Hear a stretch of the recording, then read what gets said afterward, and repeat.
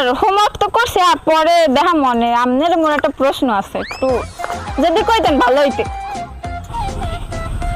প্রশ্ন তো অবশ্যই করবা, পড়ালেখার বিষয়ে যত ধরনের প্রশ্ন আছে আমাকে করবা, আমি সকল প্রশ্নের উত্তর দিয়ে দেব।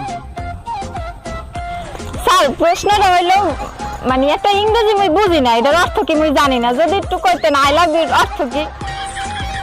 এটা তো একটা ছোট্ট প্রশ্ন, আমি তোমাকে ভালোবাসি। স্যার আপনি যে মানে ভালোবাসেন হ্যাঁ মুই আগে একটু একটু বুঝলাম, আপনি যে কি কর। এটা কেমন কথা বলা কারিনা? আমি যে তোমার টিচার, ন্যূনতম সম্মানটুকু আমাকে দেবা না? স্যার চুপ করো।